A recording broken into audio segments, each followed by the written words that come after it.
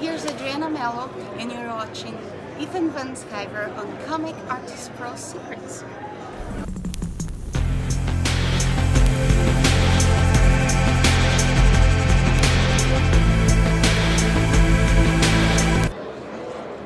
Hey, it's Comic Artist Pro Secrets. I'm Ethan Van Sciver, and I'm very, very happy to be standing here with Joe Staton, a legitimate DC Comics legend, creator of Kilowog and Aricia and Salak and so many other great. Did you create Stell by any chance? No. No. Oh, okay. I was reaching there. I don't know. That sounds familiar. I don't think so. Robot Green Lantern. Actually, was that? Yeah. You know, I may have. Okay, I'll credit you with Stell too. We'll have to check that out.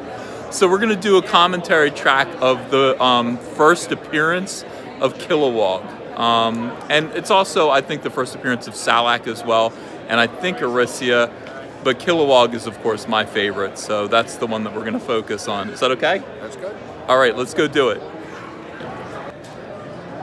All right, so what we have here, we've got Green Lantern Corps issue number 201. Or is this Tales of the Green Lantern Corps or just Green Lantern Corps? I think it's just Green Lantern Corps. Yeah. So this was like 1986. Tell me how you broke in. How long had you been at DC at this point? Golly, I think I had been working at DC since around the mid-70s, yeah, mid to late 70s. What did you start out on? What book? First thing I did at DC was inking and finishing the Karate Kid. That Rick Estrada was the layout guy on it, and yeah. DC basically didn't have enough people to do the books at the time, and they had different people doing layouts, and Rick was very fast, and they were hiring people to finish like Rick, and then I could do a Hollywood thing that looked pretty good on Rick, so that's how I started at DC. How did you find your way to Green Lantern? Well, basically Green Lantern is, I tell people I was a Green Lantern fan before there was a Green Lantern, because when I was reading comics, when I was a kid, some of the main stuff that I loved was Julie Schwartz science fiction comics, like Strange Adventure and Mystery in Space, and it just came to me that when Green Lantern finally came around, that was, it was Julie Schwartz, Strange Adventures as a superhero. So that was my focus at a certain point at DC, was getting onto to Green Lantern. Eventually worked out. And so what was your first issue? Because it wasn't this. You had already been around for a little while. I had already done like a whole other run earlier. With Dave Gibbons, or? No, I had a run in the late 70s with Marv Wolfman. Oh. And so I had quite a fairly long run with Marv, and then I went off for a while, I guess for 3 years or so, to Chicago to work for First Comics, and then when I came back at DC, Dave Gibbons had been on Green Lantern for a while, and he was getting off. Obviously I had been on Green Lantern before, so this was getting back on as I came back. And Len was supposed to be my editor, and Len disappeared, and Andy Helfer was my editor. Oh yeah. And brought in Steve Englehart, and that worked out really, really well. I totally loved working with Steve. Mm-hmm. So that's the point that there's like a whole other history behind everything at this point. But so this is, all right, at this point now, you are, okay, so you're doing a book with Hal and John, and you've got Katma, and then you just filled out the cast with these 3 new characters. Now, this one in particular is important to me. I absolutely love Salak, love Aricia. Where did Kilowog come from? Well, I mean, he came from Steve Englehart. Steve really thought the whole Green Lantern concept needed to be expanded, and he was and bringing in Guy Gardner, Kilowog, all of these other characters. That was strictly Steve's doing. Yeah. And he was tell me what he wanted, and he never got very particular. Not a lot of specifics on art direction, but he would tell me. I think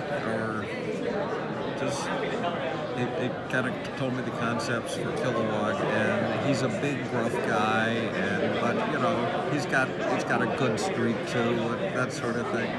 And I was thinking, basically always with Kilowog, I was thinking Ernest Borgnine. What I hear, he actually now that you mention it, oh my gosh, you could see a little Ernest Borgnine in his face there. Whenever I see Kilowog dialogue, I always imagine Kilowog speaking it. Really? Yeah, Ernest Borgnine speaking Kilowog. So, all right. So basically, Ernest Borgnine from his Oscar-winning turn as what was the movie called? Marty. Marty. Thank you. Yes. Or McHale's Navy. Or McHale's Navy. Okay, that's awesome. I never realized that. So, like when you first started this design, it looks like he's got Popeye arms, and I tried to stay true to that myself early on when I was doing Green Lantern Rebirth. He has very thin biceps and huge forearms. Where did that come from? It was really Popeye arms, and it was hard to keep too. I could see how that drifted. I think it had drifted away with me after a while too. But, if you drew him today, would you draw him with Popeye arms? No, I think I'd keep his arms a little more reasonable. Yeah. What are the tusks? Explain the mouth things. What are they for? What were you thinking? I was, for the way his mouth works, I kind of had in mind those dogs that sit in the back of people's cars, the bobblehead dogs. Yeah. And I was thinking his mouth would work something like that. And it was just a matter of something a different sort of mouth. Something like an elephant, something like a walrus, but it kind of clamps together. Yeah. It's just something different. Absolutely inspired. I mean, just a beautiful set of ideas. Thinking of him as Ernest Borgnine now has changed my entire world. It's changed my view of this character. And just, because I always have somebody in mind, Salak, I don't know if you remember, on Magnum P.I., there was a British guy with a mustache who was always very down on everything and always sarcastic. That was kind of my idea for Salak. That's who Salak is. Where did Aricia come from? Well, Aricia, originally she was a Mike Barr character from the Tales of the Green Lantern miniseries that I'd done way back. Mm-hmm. So she was a very different character, and Steve changed her a lot. But she was originally a Mike Barr character. And she's not as specific, but the general appearance, there was a little blonde woman on,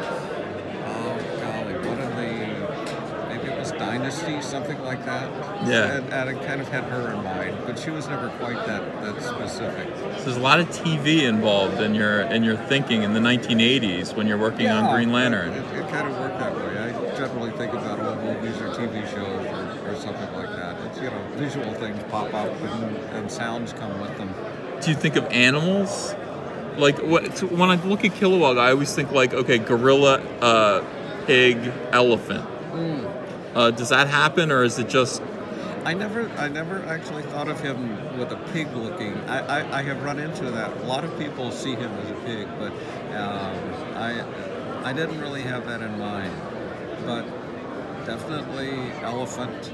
And one thing that I think I had very much in mind was the gorilla, because the way I visualize him standing is originally I wanted him always to be kind of crouched, Huh. And when he reared up, he would be like 8 feet tall, something like that. I didn't follow it myself that closely, and nobody else really noticed it, but that kind of gorilla stance was a lot of what I thought. We need to bring all this back, frankly. All right, so here we are in the book at this point. First of all, how was Green Lantern selling at the time that this book came out? I mean, was it doing well? Because this is like kind of a spin-off book, isn't it, from the main title? Or it was a kind of a change to the main title. It became the main title. Green Lantern became the Green Lantern Corps. Oh. So this was the only Green Lantern book that was out. As I recall it, yeah. There was not like a book with Hal or John, but they were all. People say this is where Steve had the Green Lanterns go live at a resort in the mountains. So this is this was the Green Lantern book then. Here's Stel. So do you want to take credit for Stel? I mean, you can't see his head. You cut his head off, but that is Stel. He is familiar, but I do not remember creating the character. He's very popular now. I'll have to find out and see if I do anything on Stel. All right, so let's talk about Chip. I think Stel may have. Yeah. Okay. I don't think I did Stel. Stel wasn't you. Yeah, I think. And neither was Chip, but you did make some changes to Chip, didn't you? I did, and sometimes I apologize to Paul Kuckerberg for that. Chip was originally created by Paul Kuckerberg and Don Newton, and the idea was that he was an animal. He was a fuzzy, a real animal. Yeah. And I picked up. Actually, Brian Bolland in a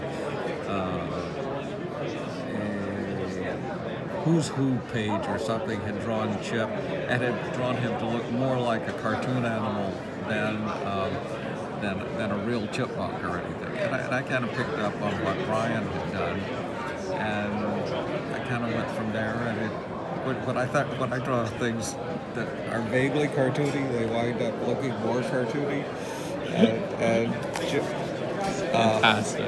Chip got to looking more like a cartoon animal all the time, and then at a certain point we did a lot of changes for the costumes. Yeah. I think the story was that Aricio was a costume designer back home on her planet. She was an aspiring designer. I think she was our version was kind of a teenager.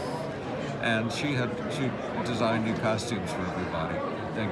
So she designed Chip a new costume, which was kind of green overalls with a little bow tie. Yeah. So he became a full-on Disney character at that point. He did indeed, and he even had an origin story where, if you got more Disney-esque than this, his villain that he opposed was Dr. Ubix, named for Iwerks. Oh, that's amazing. The originator of Mickey Mouse. Yeah. So you really can't get much more into Disney than that. Where did Salak's head design come from? What is this? What does it mean? People draw it so many different ways. And I've kind of ended up making it into kind of a duck-billed dinosaur at the base here. Like his mouth opens like a duck kind of beak at the bottom here. Yeah. And then all of this is kind of incidental ornamentation. But some people end up turning his head kind of on the side, like on the front there, and they kind of lose the snout and everything. He's really gone through a lot of changes. And I think I would like to know, your original inspiration for Salak's design, so that he's done right. Yes, that's okay. So that's the way a lot of people draw him, but stubbier. And this is me. This is the way I draw him, and this is the way other people draw him. He looks different in those two. Like there's room for interpretation between those two. Yeah, and one thing I always followed. But these sort of protuberances were things that turned up in science fiction characters a lot. actually, those kind of things turn up in Kirby characters quite a bit. Kirby things are sticking off your head.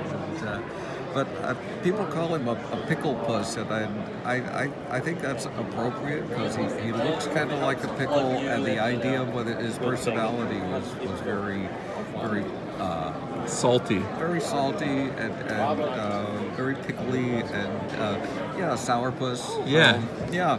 So I go with that. A lot more pickly there. But you can see his mouth. That's exactly, like, that's how I see him, that mouth opening up. Yeah. And I don't think he has teeth in there, but he has a tongue. He does have a tongue. Yeah. And the nose is kind of up in front, right in front of his. Exactly. Oh, yeah. In front of his eyes. And then there's this long bit. And then there's the mouth. It's like a really long. I think I'm right. I think I translate your Salak really well. Not to toot my own horn. I follow your designs. I will have to check that out. Right Not there. like, I mean, this is more like a football shape, but yeah, for the most part, I think I'm right and everyone else is wrong. It is kind of like a flatworm head, you know. Yeah. Yeah. What do you think of Jon Stewart's costume here? Was that your design? That was my design. That's a very controversial design. Is it? It is, because it looks like he's got a bikini, kind of. It does, doesn't it? Yeah. The stripe down the middle never quite worked, but I don't know.